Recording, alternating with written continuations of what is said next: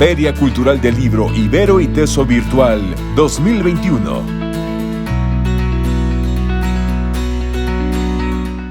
¿Qué tal? Les saluda Carmina Nahuatlato Frías y en nombre de la Editorial Universidad de Guadalajara agradezco a todo el público que nos acompaña en esta presentación virtual en el marco de la Feria Cultural del Libro y Teso Ibero 2021 en su edición virtual.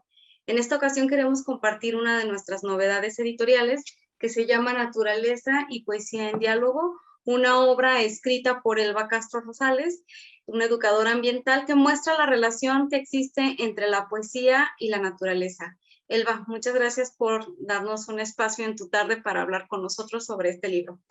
Encantada, Carmina. Feliz de estar con ustedes. Quiero platicarles un poquito de Elba. Ella, mencioné hace ratito, es educadora ambiental. Es también doctorante o ya doctora en Ciencias Sociales en el Centro de Investigaciones y Estudios Superiores de Antropología Social. Es coordinadora y profesora investigadora de la Maestría en Educación Ambiental de la Universidad de Guadalajara y tiene experiencia en la producción y conducción de programas de radio y en la elaboración de materiales didácticos. También ha publicado varios libros, capítulos y artículos científicos y de divulgación sobre educación y comunicación ambiental. Y además trabaja en la valoración de la biodiversidad a través de la cultura alimentaria y la relación sociedad-naturaleza y el consumo responsable. Elba es una gran amiga de la editorial y en esta ocasión, decía yo hace ratito que va a compartir el proceso de escritura y nos va a platicar un poquito más de este libro que se llama Naturaleza y Poesía en Diálogo, que es un trabajo académico que analiza la obra de 13 poetas contemporáneos vivos que en su soledad creativa se hacen acompañar del éxtasis de la naturaleza para ofrecer discursos situados entre el arte y la educación. Este libro forma parte de la colección Jalisco de la Editorial Universidad de Guadalajara, que entre otras cosas y episodios históricos, recopila momentos importantes para la historia regional. Pero bueno, ya sin robar más tiempo de presentación, él va a platicarnos de qué va Naturaleza y Poesía en Diálogo. Muchas gracias, Carmina. Primero quisiera saludar a todos los que nos están viendo, nos escuchan, desde luego a la editorial universitaria y a la Feria Ibero y Teso por darle cabida a esta presentación. Pues, en efecto, este libro surge de, digamos, de una historia que tiene ya años, en donde hemos intentado como educadores ambientales refrescar un poco las miradas que hay hacia la naturaleza, no como una especie de hobby o como acercarnos a la naturaleza en el sentido más educativo, educativo con relación, por ejemplo, a traer al arte, a ver qué nos dice, sino que esta historia tiene que ver con una preocupación educativa que está cimentada en ver cómo en este momento estamos claros de que existe una crisis planetaria, una crisis en donde lo ambiental nos está diciendo que está llegando a ciertos límites, pero también donde entendemos que lo ambiental no solo es los ecosistemas, la naturaleza, los sistemas vivos, sino que la naturaleza y lo ambiental está en juego también el ser humano sin distinción, es decir, somos dentro de estos tejidos vivos un elemento que ha tenido importancia sí para transformarla, pero a su vez ella también nos habla fuerte en esta crisis.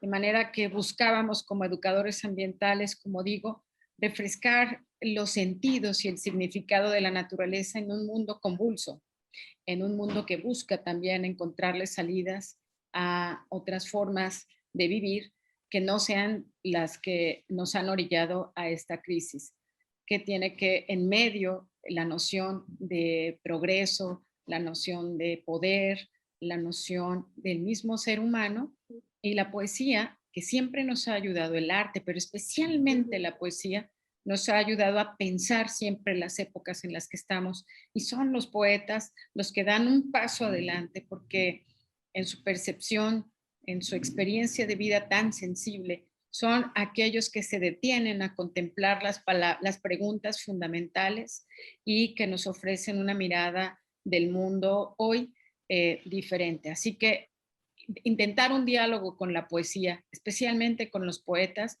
para nosotros, educadores ambientales, pues tiene mucho sentido para otorgar nuevas posibilidades de vida, nuevas posibilidades de entendernos a nosotros dentro de la naturaleza. ¿Cuál fue el proceso de selección o cómo es que llegaron a los poetas seleccionados aquí en el libro? Debo decir con toda justicia que el libro surge de la tesis doctoral que realicé hace muy pocos meses, la presenté, y que nos propusimos indagar en esta ala de México, en este territorio del occidente, primero porque lo conocemos, porque ahí vivimos, y segundo porque sabemos que el occidente también tiene una historia muy rica de literatura, donde hay poetas que han dejado huella, y donde nada menos se crea el premio Poesía de Aguascalientes, por ejemplo, y bueno, donde también es un mismo territorio que está compartido por la historia de la Sierra Madre Occidental, es decir, por la formación de volcanes, porque cada pueblo tiene, Carmina, y esto es muy hermoso, cada pueblo tiene como referente de su ciudad en el occidente a un cerro en el horizonte, ¿no? Esta es una referencia constante y donde nosotros nos identificamos entonces con este cerro, y la historia de este cerro también está envolviendo la historia de la sociedad del occidente. Así que, bueno, tiene mar, tiene desierto, tiene sierras, es decir, tiene una diversidad biológica importante que nos ha dado también experiencias de vida distintas y que podemos escucharlas a través de la riqueza de la poesía. Así que entonces es sí una investigación que duró 4 años, que culmina con esta obra, producto de la tesis doctoral, pero también en donde participan, en el diálogo participan poetas, 13 poetas de la región, Aguascalientes, Colima, Jalisco y Michoacán. Alguien nos va a decir, pero es que les faltó Guanajuato, Nayarit. Sí, sí es cierto, pero no teníamos tanto dinero tampoco para ir porque fue autofinanciada. Y 9 educadores ambientales. También incluimos estudiantes, 9 educadores ambientales de planta y estudiantes de la maestría en educación ambiental como estudiantes de la carrera de biología de la Universidad de Guadalajara. Entonces, pero la pregunta central fue, ¿qué nos dice qué nos dice la poesía contemporánea del occidente de México con relación a la naturaleza? ¿Qué nos dice? Era provocar también la lectura de los educadores ambientales para ver qué nos dice. Es decir, una cosa es lo que escriben los poetas y otra cosa es ver cuál es el proceso de interpretación, este proceso muy rico llamado hermenéutico, donde no nada más estábamos dialogando educadores ambientales y poetas, sino que también traíamos a colación aquellas voces que nos dicen que hay otras maneras de pensar, Carmina, que la vida del modelo occidental que está basado en la racionalidad, una vez que agota todas estas percepciones del mundo que no pueden explicarse solamente con la razón. Por decirte un ejemplo, ¿qué hacemos con el cambio climático? Alguien dice, pues no existe porque lo que hay son siempre ondulaciones. ¿Cómo podemos comprobar con la razón y con la estadística que es el ser humano el causante de este cambio climático? Y la verdad es que si miramos al fondo de nuestra vida y hurgamos sobre lo que hemos hecho con la sensibilidad de la poesía y también con la sensibilidad de la antropología, pues vamos a ver que otros pueblos escuchan a los árboles, escuchan a las flores, escuchan a los animales, pero no como un referente onírico o como un referente mágico, tal vez. Mágico, sino que son culturas que no están inscritas en este modelo de desarrollo y que ellos sí pueden, y que han podido saber qué dicen los árboles, qué dicen las plantas.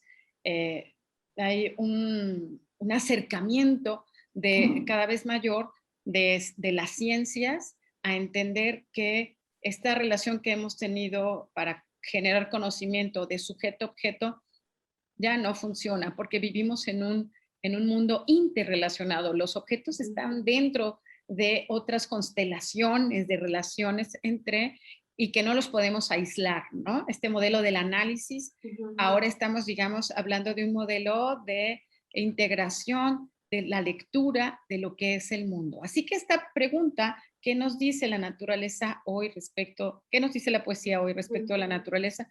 Es un diálogo, sí, poetas y educadores ambientales, pero con referentes de una antropología que va también pues, a dialogar con otras culturas, no solamente la occidental. ¿Y qué esperabas encontrar en este diálogo? ¿Qué hallazgos esperabas?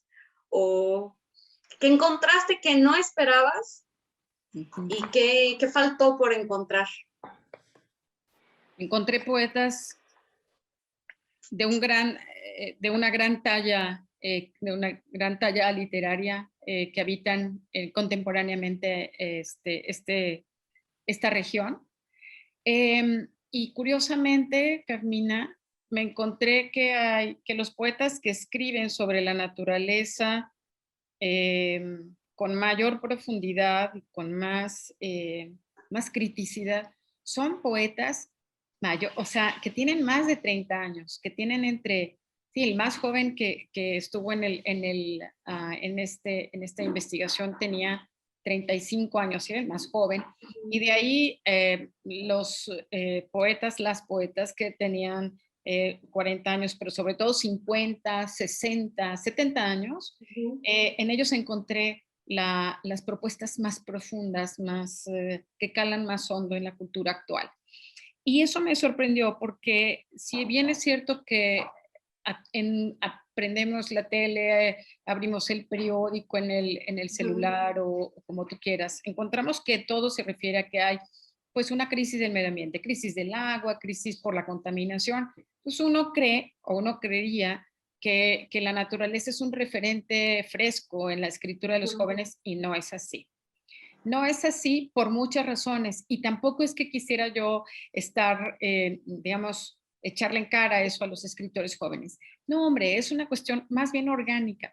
Los más jóvenes están descubriendo su ser mismo, están descubriendo, o sea, hay una poesía ontológica, ¿eh? Se están construyendo y estas inquietudes sobre la vida comunitaria, sobre el habitar, sobre el futuro, sobre la colectividad, sobre lo que significa la naturaleza, requieren mayor madurez.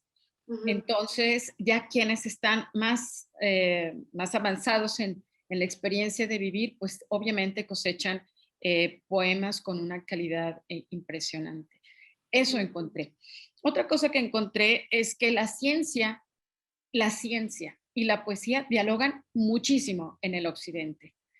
No se puede hablar de la naturaleza en los poetas sin que medie una lectura de la ciencia y que vayan, o sea, esta pretendida separación entre ciencia y arte no existe.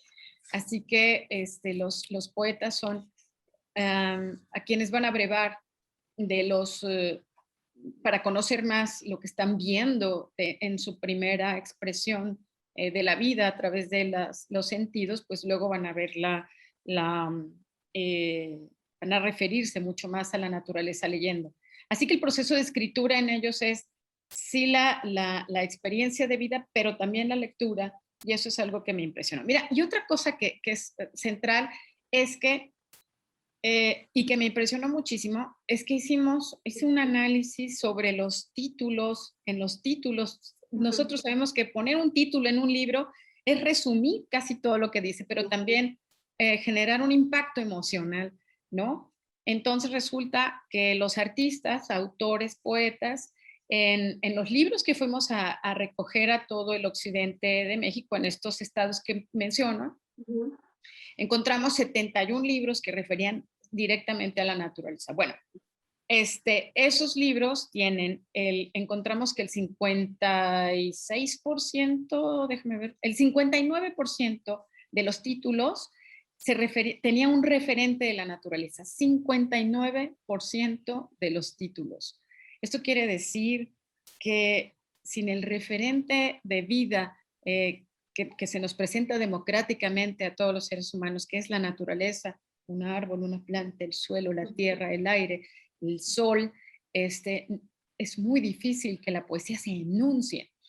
Y cuando vemos los primeros verbos, los títulos de los poemas, y cuando no tenían títulos veíamos los primeros versos, ahí encontrábamos que el 42.7, o sea, el 43% había un referente de la naturaleza.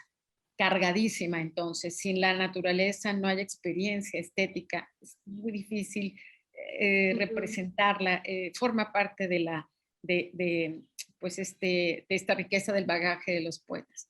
Y otra cosa en la que se basó el estudio fue en categorizar, en categorías de sentido. ¿Qué sentido nos están proponiendo los poetas? Pues encontramos que habría 3 tipos de poemas. Es un análisis de discurso, entonces, lo que hay en el libro. Exactamente, hicimos un análisis de discurso, encontramos poemas dedicados a que celebran la vida, poemas que proponen una reflexión filosófica, epistémica, existencial, en fin, o que hablan del dolor. Y en estos, celebración, reflexión filosófica y dolor, hay 3 referentes fundamentales que se refieren que se emiten en la poesía del Occidente, que son la luz, en primer lugar, el agua y los paisajes. Entonces, digamos que estas propuestas de sentido con los referentes que encontramos, pues se cruzan y encontramos poemas que nos hablan de reflexiones filosóficas o del dolor o de la celebración con el agua, con la luz, con los paisajes. Creo que otro hallazgo muy importante que es notorio señalar es que hay una corriente, Carmina, que nos dice la ecocrítica en la poesía, nos dice que hace tiempo que se perdieron los referentes concretos de la vida, ¿no? Con la modernidad, pues existe la idea abstracta de lugar, de ser humano, etcétera. Y entonces esta relación más, digamos, más directa se nos va perdiendo, se nos va diluyendo, ¿no? Decimos el bosque, pero no sabemos qué bosque. Luego entonces los habitantes de la zona occidente de México andamos buscando pues ¿cómo se llama? Un bosque de coníferas europeo, que son los más difundidos, pero... Los que vemos en la tele, en las películas. Los que vemos en la tele. Que es el bosque así. Y no tenemos una mayor referencia del bosque mesófilo, del bosque de la selva baja, que son los que están alrededor, en esta zona del occidente de México tan rica biológicamente. Y entonces, en este sentido, la poesía, vemos que la poesía del occidente es riquísima para mostrarnos los lugares de este occidente, ¿no? Por ejemplo, nos habla de, mira, por ejemplo, por decirte algo, en Aguascalientes se habla de isla desierta, de paraíso, de desierto, de mar, de universo, de tierra, volcán, jardín, pero los estados que tienen mayores referentes muy concretos son Jalisco y Michoacán. Sí, ahí encontramos una variedad importante. Y también, por último, para no quitarte más tiempo en esta pregunta, encontramos que también hay una riqueza de términos que refieren a la luz, que refieren a el agua y que refieren a los paisajes. A esto le llamamos la riqueza de los campos semánticos, ¿no? Entonces encontramos 63 maneras de llamarle a la luz. Encontramos 63 animales muy claritos puestos allí, algunos de ellos provenientes del mar, eso es muy curioso en el occidente. Encontramos 62 referencias específicas distintas de plantas. Encontramos 55 paisajes, entre los cuales, fíjate cuáles están, nomás checa. Abismo, acantilado, campo, colina, desierto, cráter, galaxia, jardín, laguna, ladera, huerto, páramo, barranca, azotea, cerro, ciudad, llanura, loma, matorral, muelle, montaña, en fin, y sí, sí encontramos basural, ¿no? En fin, pero son términos que son como huellas digitales de la naturaleza en esta zona del occidente. Entonces, si ponemos a dialogar de pronto también a los poetas con los biólogos, vamos a encontrar razones poderosísimas para aumentar nuestro significado de la naturaleza en el occidente. Y encontramos 47 maneras que tienen los poetas de llamarle al agua. ¿Esto qué significa? Pues que hay una presencia muy importante, una presencia que nos genera propuestas de relación. No es lo mismo que yo te diga mamá, madre, progenitora, jefa, hecho. Bueno, a ese tipo no son sinónimos, pero te dan una experiencia distinta de la referencia. Así que ampliando y conociendo estos regalos poéticos, estos regalos literarios, pues sí encontramos que, por ejemplo, una de las formas en las que se manifiesta el agua en la ciudad, que es muy importante en la zona occidente, es la lluvia, ¿no? Ahora mismo estamos viendo que el significado del agua generosa, del agua, aunque tenga que genere, digamos, tantos problemas, porque la planeación urbana no la integró, aún así nos genera una huella desde que estamos chicos a las tormentas, a la lluvia en la ciudad. Y eso nos dice mucho. Entonces, bueno, pues tengo obviamente, con relación al porcentaje, por ejemplo, de estas categorías de sentido, o sea, qué porcentaje de poemas hay del dolor, qué porcentaje son filosóficos, qué porcentaje de los poemas son de celebración, pues eso es una cosa extraordinariamente bella. Encontramos 56% de los poemas que hablan de la celebración, que celebran la vida, o sea, a pesar de la penuria, de la crisis, los poetas imponen la belleza de la vida, el gusto por la vida, y así se renueva. Después viene un porcentaje importante también, 25% de los poemas fueron de una propuesta filosófica, lo cual nos quiere decir obviamente, pues que los poetas calan en la existencia, calan en la forma de ver el mundo, calan en la forma de conocer y de indagar el mundo, en donde nos proponen a la naturaleza de frente para hacerlo, y 19% de poemas del dolor. Alguien puede decir, bueno, ¿por qué son tan poquitos poemas del dolor si hay tanta contaminación, si el mundo se está acabando, ¿no? Si está perdido este mundo? Bueno, cuando hablamos con los poetas sobre eso, nos dijeron, se quedaron pensando, agradecieron la observación y pensaron que tal vez lo que se necesita es un proceso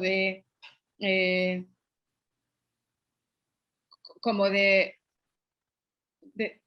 digerir el dolor, de digerir lo que está ocurriendo, y entonces, es decir, todavía se sienten dolidos por lo que está ocurriendo en el mundo, cosa que no los ha dejado, digamos, que ese sufrimiento derive en un proceso de escritura.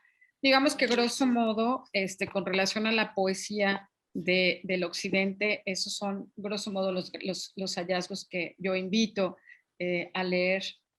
Este libro está dirigido, Carmina, sí, a quienes están interesados en hacer estos diálogos interdisciplinarios o transdisciplinarios, porque rebasan a la ciencia y lo ponen en diálogo con la estética, desde luego. Sí, pero también a quienes están aficionados a la poesía, un profesor que lee, por ejemplo, o una persona que lee y que quiere encontrar en la naturaleza referentes de vida para ver que más allá de la crisis, más allá de lo que entendemos por destrucción, hay un mundo que los poetas nos abren en la generosidad ciertamente de su vivir y de descubrir el mundo y la naturaleza juntos. Y cuando digo naturaleza, vuelvo a insistir en la idea inicial, no solo son los árboles, sino también es con los seres humanos, ¿no? Ok. Estoy pensando dos cosas y creo que la primera ya la mencionaste hace ratito, pero voy a volver a repetirla. Mencionaste que los autores, el más joven tenía 35 años y el de mayor edad, no recuerdo el número, pero eso me hace 70. pensar, ¿cuántos? 70. Ok, eso me hace pensar en que pues cada uno de ellos vive un mundo diferente, porque el que tiene ahora 70 años vivía otra naturaleza que el que ahora tiene 35. ¿No? Sí, eso también ocurrió. Tuvimos muchos momentos de diálogo y también eso van a encontrar en el libro. Lo que los poetas, esta pregunta que tú haces está señalada en el libro, que es, por ejemplo, decía Raúl Aceves, de pronto la naturaleza ya no quiere decir naturaleza que tenía para mí, ¿no? Y esas cuestiones también se exploran. Y quién sabe qué mundo les tocará a los poetas que ahora tienen 35 y dentro de 35 años. Por ejemplo, sí, claro, desde luego. Pero, por ejemplo, este joven era muy inquieto, de verdad, muy audaz con sus preguntas y decía, él tiene una especie de festival del volcán, ¿no? En Colima. Entonces decía que los jóvenes escritores ya no escribían sobre el volcán, porque decían que eso ya está muy choteado. Entonces, cuando él los llevaba, sí, ¿no? O sea, los referentes también cansan. En cierta época fueron los más identificados. Hay una poesía naturalista, por decirlo así, a principios del siglo XX, del siglo pasado, pues que obviamente refería a los valores del campo, pues había más gente de la ruralidad, pero conforme fue avanzando este modelo urbano, pues la poesía se fue urbano y moderno, se fue centrando en lo bueno de lo urbano y en oposición a lo prístino, al campo, pero eso ahora está de regreso, ¿no? O sea, ahora volvemos a preguntarnos sobre lo que significa la experiencia rural con relación a la experiencia urbana. En la pandemia, por ejemplo, nos dimos cuenta que el acercamiento a las plantas, al agua, a nuestro cuerpo, a la comida, que eso es parte de la naturaleza, nos fue sensibilizando de nuestra existencia, de nuestras metas, en lo que consiste la felicidad, qué significa el gozo, qué necesitamos para gozar, y nos volvimos a encontrar de alguna manera en estas reflexiones con que estábamos vacíos de sentido con relación a nuestra vida cotidiana y las plantas nos ayudaron, las plantas, los animales, las mascotas, nos ayudaron a centrar cierta reflexión con relación a la vida. Okay. La segunda cosa en la que me quedé pensando, tú mencionabas también que el diálogo entre la poesía y la ciencia era más íntimo o es más íntimo de lo que nosotros a lo mejor podríamos pensar, ¿no? Entonces, ¿en qué se parece un científico a un poeta? ¿O qué tienen en común? Pues que los dos son curiosos del mundo, gozan con eso. Hay una experiencia que les propone la vida y ellos curiosean y de alguna manera ambos generan aproximaciones, es decir, conocimiento. En uno es conocimiento estético y en el otro es el conocimiento científico. Desde luego que, insisto, parte de la crisis que vivimos es pensar que las cosas están separadas, que está separada la ciencia con el arte, y los poetas nos dicen una vez más que no, ¿no? No está separado ni la mente ni el espíritu, porque somos todo eso juntos, y eso hay que, en el libro también hay una propuesta para reintegrar esas cosas que habían estado separadas en la tradición platónica. Pero preguntas una cosa bien bonita, porque yo te la voy a contestar con un poema. Por ejemplo, imagínate Laura Solorzano, es una maravilla de poeta. Esa mujer está impregnada del discurso, de las búsquedas de su papá, que era arqueólogo, y ella que se metía muy curiosamente a observar las plantas.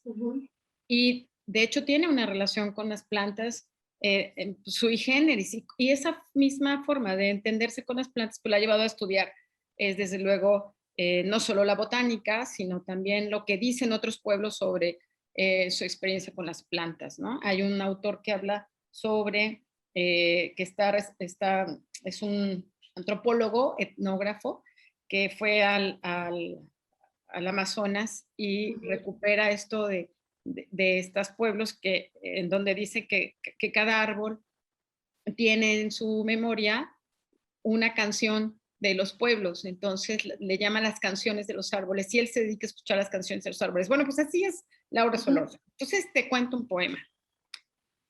Dice, un fragmento, dice, los sonidos salvajes, los lirios escondidos, los suspiros de la célula, la selva.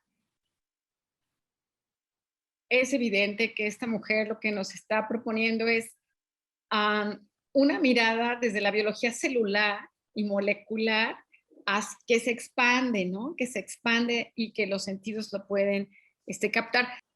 O como cuando hablamos de los sonidos del sol, ¿no? Nos dice Arlet Luébano de Aguascalientes, nos dice, ¿cuál es el sonido del sol que se esconde detrás cuál es el sonido del sol cuando se esconde detrás del horizonte? Y efectivamente, pues ha sido muy interesante como la NASA, por ejemplo, nos ha regalado de pronto, aunque no se llame así como tal, pues los sonidos del sol.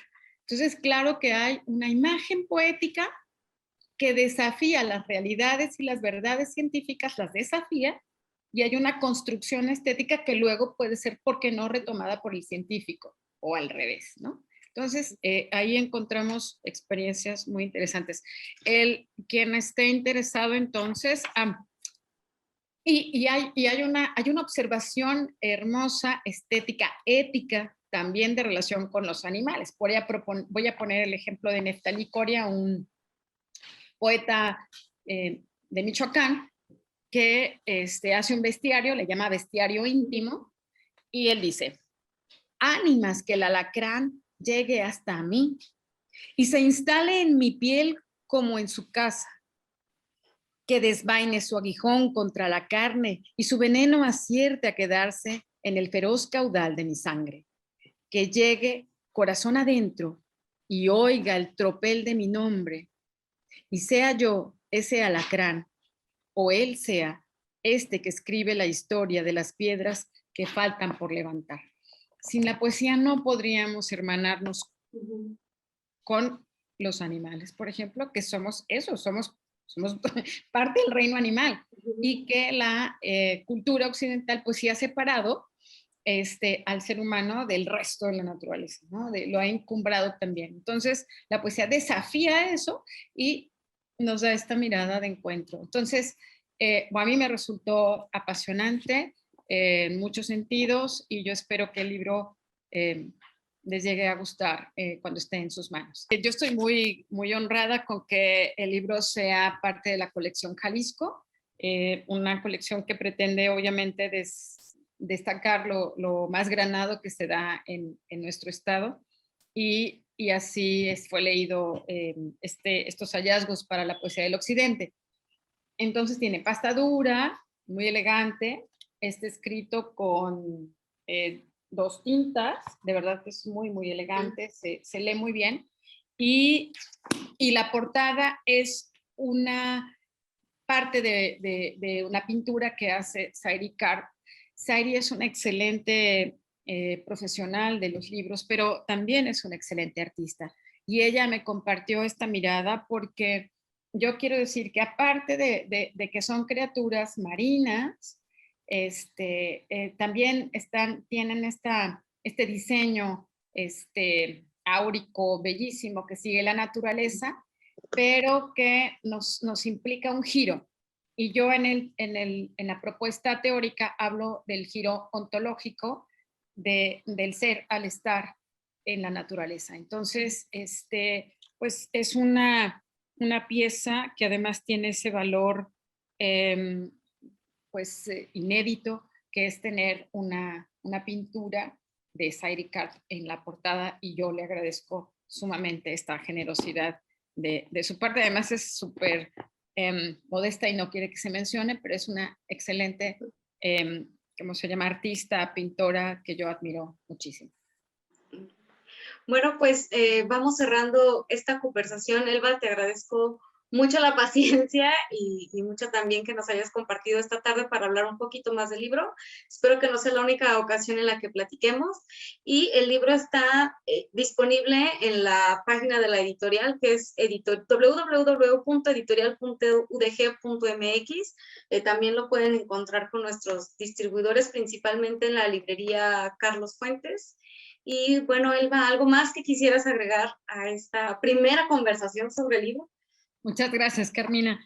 Pues yo quisiera solamente mencionar que el libro está hecho, a diferencia de la tesis, con una voz mucho más fluida, más entendible, digamos, en el sentido técnico. Y el capítulo 1 es pues de una profundidad teórica a la que yo también quisiera invitar a los lectores, que nos invita a desprendernos de las corazas que nos generó una concepción de mundo más racional, y donde la riqueza del mundo subjetivo, del mundo del arte, ha sido de pronto, como decían, la loca de la casa, ha sido marginada, y en este primer capítulo se entiende cómo hay una crisis del arte también actualmente, y que es importante que seamos llamados a esta discusión a través de nuestras propias experiencias de gozo o de dolor, o de sentir la vida que estamos llevando. Les agradezco mucho, Carmina. Ojalá que les guste el libro. Bueno, pues con esto llegamos al final de esta conversación. Muchas gracias a ITESO y a Ibero por hacernos partícipes de su feria virtual, y les recordamos que el libro está disponible en la página de la editorial, www.editorial.udg.mx, y pues nos vemos hasta pronto. Chao.